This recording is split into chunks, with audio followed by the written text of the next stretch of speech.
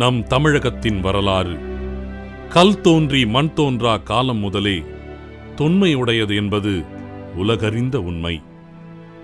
கிபி 11ஆம் நூற்றாண்டில் வடக்கே துங்கபத்திரை, கிழக்கே வங்கக்கடல், தெற்கே ஈழம், மேற்கே அரபிக்கடல், இந்தோனேசியா, அந்தமான் நிக்கோபார் தீவுகள், இவ்வளவு பரந்த நிலப்பரப்பின் தலைநகரமாக விளங்கியது தஞ்சாவூர்.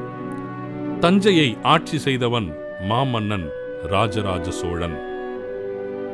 சோழர் சாம்ராஜ்யத்தில் போர் வீரத்துடன் ஓவியம், சிற்பம், நடனம், நாடகம், இசை, இலக்கியம் போன்ற கலைகள் செழித்து வளர்ந்தன. அதில் தஞ்சை பெரிய கோவில் ஒரு அற்புத கலையின் வெற்றி படைப்பாகும்.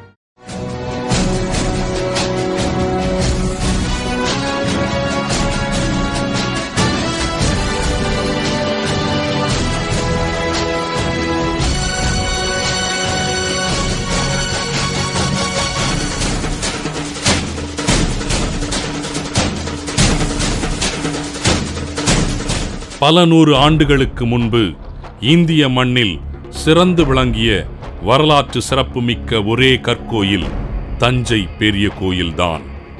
1000 வருடத்தை கடந்து நிற்கும் இவ்வதிசய கோயில் சோழ வம்சத்தின் பெயர் சொல்ல கிடைக்கப்பெற்ற பொக்கிஷமாகும்.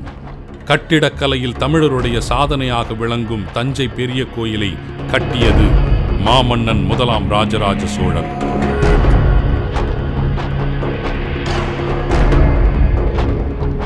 2 அல்லது 3 தளங்களை மட்டுமே கொண்டு கோயில்கள் கட்டப்பட்டு வந்த காலத்தில் பாறைகளே இல்லாத காவிரி சமவெளி பகுதியில் 13 தளங்களுடன் சுமார் 216 அடிகளை கொண்ட பிரம்மாண்ட கற்கோயிலை எவ்வாறு எழுப்ப முடிந்தது என்று எண்ணி இன்றும் பலர் வியந்து நிற்கின்றனர். இம்மாபெரும் கோயில் கட்டுவதற்கு பயன்படுத்தப்பட்ட பாறைகள் அனைத்தும் கிரானைட் கற்களால் ஆனவை. பல்லாயிரக்கணக்கான டன்கள் எடையுள்ள கற்களை ஏறத்தாழ 75 கிலோமீட்டர் தொலைவிலிருந்து கொண்டு வந்து கட்டியுள்ளனர். அக்காலத்தில் எந்த ஒரு தொழில்நுட்ப வசதிகளும் இல்லாத போது பிரம்மாண்டமான பாறைகளை கொண்டு வந்தது மாபெரும் சாதனையாகும். ஒவ்வொரு அடுக்கிலும் 4 கற்கள் என்ற வீதத்தில் அடுக்கிக் கொண்டே போய் பாறையில் எப்போது விரிசல்கள் விழுகின்றன என்பதை கவனித்த பின்னரே கடைக்காலின் அளவுகள் தீர்மானிக்கப்பட்டிருக்க வேண்டும். பாறையின் மேல் வரும் அழுத்தம் குறித்த சோதனைகளை 1000 ஆண்டுகளுக்கு முன்பே இக்கோயிலை நிர்மாணித்த சிற்பிகள் மேற்கொண்டது வியக்கத்தக்க ஒன்றாகும். மிகப்பெரிய கற்பாறையான இக்கல்லின் மேல் உள்ள கோபுரத்தின் எடை 80 டன். இப்பாறையை யானைகளை வைத்து எவ்வாறு ஏற்ற முடிந்தது என்று இன்றளவிலும் கற்பனையில் கூட எட்டவில்லை. எத்தனையோ படை வீரர்கள், தனி மனிதர்கள் என்று கணக்கற்றவர்கள் இக்கோயிலின் பின்னணியில் செயல்பட்டுள்ளனர். அனைத்து பெயர்களையும் ஒருவரை கூட விட்டுவிடாமல் மாமன்னன் ராஜராஜ சோழன் இக்கோயிலில் உள்ள கல்வெட்டில் பொறித்துள்ளான். சிலைகளை கல்லில் வடிக்கவும் வடிவங்களை அழியாத வண்ணங்களில் தீட்டவும் போதுமான ஆற்றலும் பயிற்சியும் சோழர்கள் பெற்றிருந்தனர். உலகின் அற்புத ஓவியங்கள் எனப்படும் அஜந்தா ஓவியங்களுக்கு நிகராக இக்கோயிலிலும் ஓவியங்கள் தீட்டியுள்ளனர். கல்வெட்டுகள், சிற்பங்கள், ஓவியங்கள் போன்ற பல புதிய அம்சங்களை இத்திருக்கோயிலில் புகுத்தி கோயில் கட்டும் கலையில் ஒரு புரட்சியை ஏற்படுத்தியவன் Rajaraja Cholan. Very amazing place. ഇതിനെക്കുറിച്ച് ഞങ്ങൾ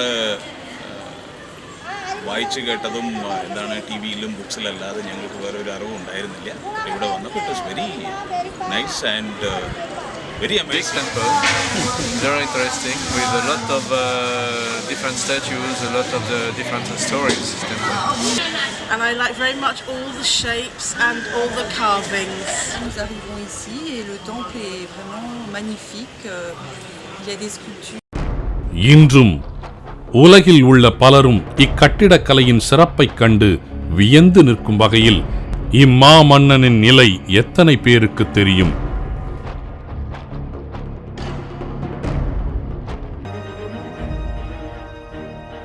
தஞ்சை, உறையூர், காஞ்சி என்ற 3 தலைநகரங்களுடன் வாழ்ந்த மாமன்னனின் சமாதி இது.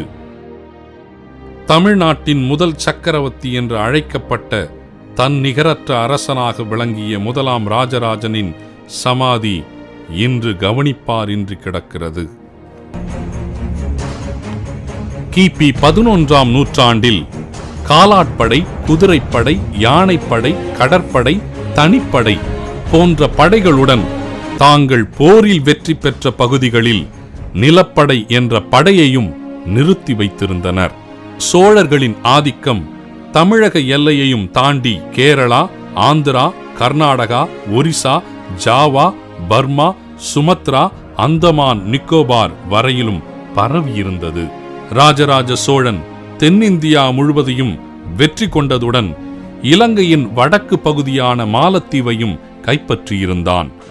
சிறந்த கடற்படையை பெற்றிருந்த சோழர்கள் தெற்கில் ஈழத்தின் மீது மட்டுமன்றி இந்தியாவின் மேற்கு கரைகளுக்கு அப்பால் உள்ள லட்சத்தீவு மீதும் போர் தொடுத்தனர். இந்திய அரசர்களில் கடல் தாண்டி கடற்படை மூலம் வெற்றி கொண்டது சோழர்கள் மட்டுமே. முற்கால தமிழக கட்டடக்கலைக்கு சான்றாக நிற்கும் தஞ்சை பெரிய கோயிலை கட்டியவனின் சமாதி இன்றோ அடையாளமின்றி. என் பேர் கே. பக்கிரசாமி, உடையாளூர் மேலத்தெரு. எங்கள் தாத்தா உள்ள காலத்துலேருந்து நான் இங்கே வாழ்ந்துட்டு இருக்கேன். 71 கண்டுபிடிச்சது ராமன் சேதுராமையர். அவர் தான் கண்டுபிடிச்சது.